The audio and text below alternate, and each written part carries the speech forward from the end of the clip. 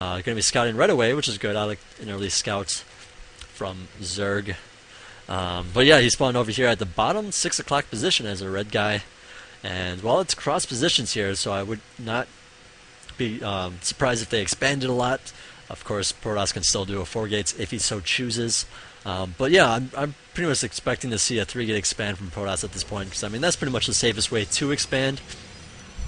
And we'll see if he adds on a forge or not. You know, last game he didn't really need to, but in most situations you kind of want to. You know, even in these positions, you know, Zerg decides to put down a hatch first, get out a whole bunch of drones, and then go Roach and Zergling. I mean, you might have a hard time defending it if you don't have, you know, especially if you aren't very good at force fields. You know, then it really comes down to the SimCity of that third base or that natural base there. You know, if you put the pylon here, you put a 3x3 building there, maybe another one there, you know, just force, you know, and a pylon up here, then you have like a small choke, force field to choke if you see Zerglings, and if it goes Banelings, then those Banelings are going to be useless. If he goes Roach, those Roaches could still be a big threat. It's going to take a little bit longer for him to get there, but I mean, it could still be a big deal. He could still do a lot of damage, so, I don't know, it all depends on what happens. Cybernetics core going down now, pylon, second pylon just finishing up, simulator already finished, no guys in it yet. He could definitely be using it right now. Apparently he's going to put 1, 2, and where's the third guy? There's the third guy going into the gas. So he's going to be set with that.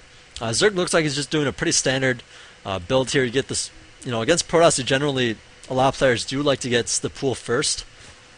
Just because then you don't have to deal with cannons. You know, Protoss can just say, okay, you're hatching first. I'm just going to add on a forge.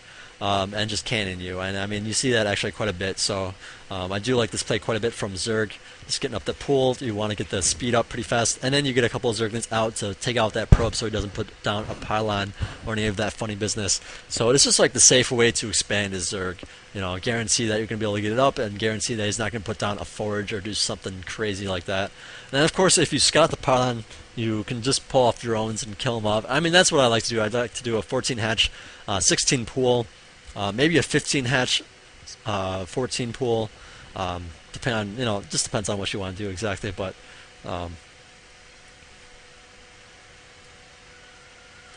what Purple is suggesting is that Red just put down a hatchery in Nestle's base, and that's definitely not a good idea unless your opponent is going Forge Expand. If he goes Forge Expand, even then it's not really the best idea, but I've pulled it off a couple times. Just because my opponent underestimates, you know, the timing of everything and stuff like that. It's not really something you do because you want to win. It's something just goofy you want to try out once in a while, and it's fun to do. It really is, especially at lower end levels. It is a good, fun thing to do. I would just never ever suggest doing it against a gateway first build, especially with the cybernetics core there. So, anyways, it looks like Nestle did add on the second assimilator, so I believe it's probably going to be a 3 gate expand. Nope, he's going to be going 5 gate. Now, there's really no reason to go 5 gates if you have good macro. If you have bad macro, then I guess 5 gate will do. But 4 gate is pretty much using all your money anyway, so I mean it's really just kind of whatever. And then if you do somehow build up some extra money, you can use it to expand and whatnot. So, anyways, there is a Zergling watching the watchtower. Apparently, wow, this guy's super annoying. Captain Yukimoto, just being annoying, making it so that Zerg loses that vision. Apparently someone else is doing it. Johnny is doing it at the bottom here. That's like super funny, but super annoying. And, okay, so he explodes. You do that so many times if you... Excuse me, that came out of nowhere.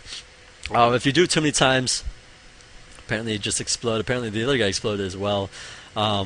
Now, Nestle here, since he's going 5 gate, you know, that's super, like, risky. Apparently he's not even adding on a ton of guys. I mean, I guess this is enough, but he really needs to get the pylon down at some point. Apparently he's going to pylon up here, which is totally not the best spot for it. I mean, he could have put it over here at least. You definitely want to put the pylon over here, or around here, or up here, or something like that. It's just so, I don't know. It's just so far away. So I guess it's a pit stop to warp in some more guys and then continue on. But like, your base is completely undefended. You kind of want to be pretty fast about it, because if Zerg just had a Zergling out here, saw they had moved out, and then moved the Zergling back, and check the front, you'd see that, oh, there's nobody there. I can just send a whole bunch of Zerglings up there, and just kill them. So, I mean, there is a big danger there. You really just do not want to move out so slowly like that as Protoss. And you definitely want to be just going down these middle lanes here with your army. So otherwise your army's going to be out of position for any kind of counterattack, all that business. Anyways, there's a good pylon going on. Looks like Zergling's just kind of dancing around back here. Gold Talon's just going to be doing some scout, maybe some counterattacking. I'm not sure if he's listening to the stream or not, but it is a possibility that he's ghosting and just decides to go up there because of that. Anyways, he's found the army now, so I wouldn't be surprised if he went up there, because this is just, once again, totally open. And, well, there's engagement here in the middle. This is something I don't really agree with.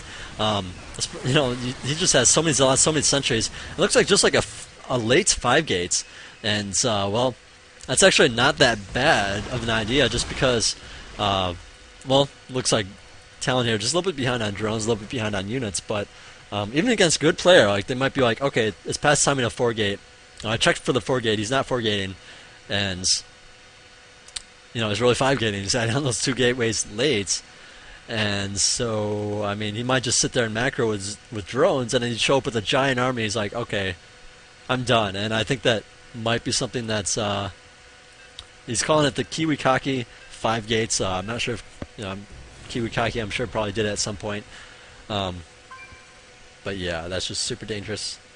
And, well, it looks like the next one's going to be a Protoss against Protoss, as Johnny does play Protoss. He's going to be subbing in for the guy that just lost. And so we have Nestle Dasani spawned at the 9 o'clock position as our Violets, bluish, dark blue Protoss player guy dude over here at the 9.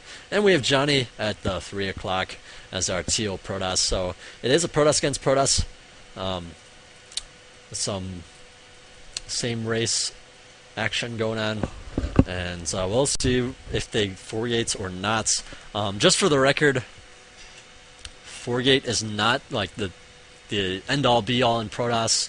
Even with a super fast 4 gate, your opponent can just get sentries out, force field the ramp until he gets out Immortals, and then you're done, because those Immortals are just ripped through your stalkers, and you will just be screwed. So it's got to be super careful about stuff like that. You can put a force field down, cut his army in half, and just kill half of his guys, because obviously even with 3 gates you're going to have more guys than half his initial army. So I mean, he's got to be well, it does work is all I'm saying. So of course if you do 4 gate like that, then you can expand and get some more economy. And it's kind of like Zerg against Zerg, where it's like, okay, your opponent just went Immortal. Mortals are a little bit slower. I mean, it's going to be taking a little bit of time for them to get to your base. You might as well expand at that time, and just add on some guys in case he does attack. So I think that would be a pretty good play right there. But at the same time, it's kind of like, okay, then he's probably getting Colossus out soon, and that might just rape my army. And I don't know. It's just kind of it is kind of hard to decide that kind of thing. So I can see why people might not want to do that. So, anyways, first gas going down for Nestle. Gas finished for Johnny. And there's probably going to be a Cybernetics core going up in just a second. Looks like he's waiting for it. Okay, definitely has too much money. There it goes. So a little bit late on that, I believe. Yeah, actually, yeah, Nestle here a little bit late on that as well. But yeah, Nestle cranking out some more drones. So I mean, I do understand if that is a little bit late. It's going super heavy on chronoing out some drones. It looks like he's supply blocked chronoing that drone that's not actually producing, because he's supply blocked. Not a huge deal. But he... Oh, okay, never mind. This is Johnny's probes kind of trolling back and forth. Now he's going to be killed off. Nope, he's going to run away. Good. Looks like Nestle here just kind of doing the same thing, just kind of patrolling back and forth. All that good stuff. And I do believe Johnny is going to be going 4 gate. He does have a lot of chrono saved up. In fact, I don't think he spent a single chrono boost, which explains why his worker count was so low for a while. Apparently, Nestle lost a probe somewhere. And that's really confusing to me, because I don't think Nestle had 2 probes at, Johnny's base, and, it was Johnny's probe that was under attack before, so I mean, it's really kind of funny that was at 17 probes. Anyway, 2 more gates being added on here. Looks like he's doing the usual 4 gate, which is 1 gate, cyber, chrono out your warp gate technology as much as you can, and on 2 gates at the same time. Add on some units while all that's going on, and then add on your 4th gates in due time. I mean, that's pretty much how you get the most units and still get the 4 gate up at a reasonable time. So, looks like he's doing a pretty good job of that, but it looks like he just saved up maybe a little bit too much chrono boost. Could have spent a little bit more on his probes, cranked out a little bit more, so that once his attack does come around, he can do a little bit more with it. Anyways, the pylon is hiding up here, right behind the statue. Probably going to be throwing up another one in this corner, and then possibly one right at the wall. We'll see what happens with that. Meanwhile, it looks like Nestle here, adding on robotics, now another gauge. Now this robotics does feel pretty darn late.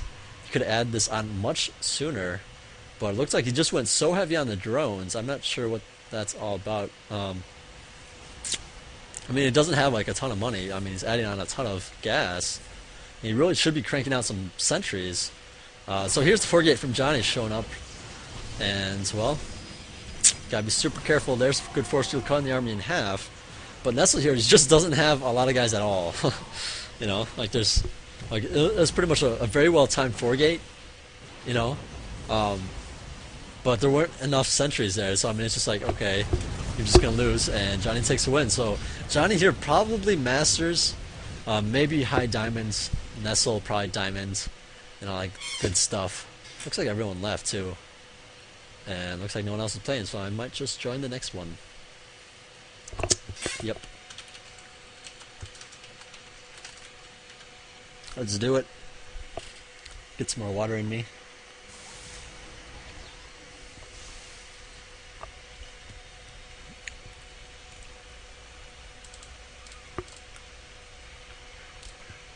Surprised Jake Bake isn't on. I'd be asking him for some replays.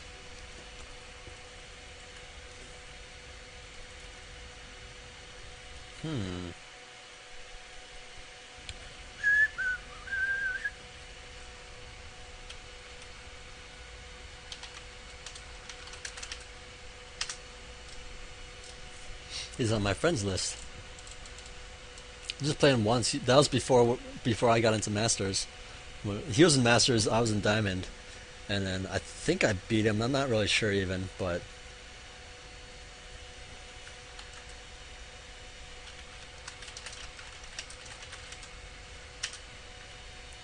man, there's like lag or something. I don't know if it's my. It must be my system, because I mean, once people are joining or leaving, maybe it's Battle.net actually. It's like things are just not like. Well, I guess it's all right now, but I don't know. Things like you hit enter and then it. Like you get this, you know, half and half. Or you type it all and then you hit enter, but apparently the enter actually goes first, so that your ing is late. I mean, same thing happened up here with oh, what's up, man? That's what I put in. Anyways, Horrible's in this game too. If it's the same guy, I've casted, you know, plenty of times.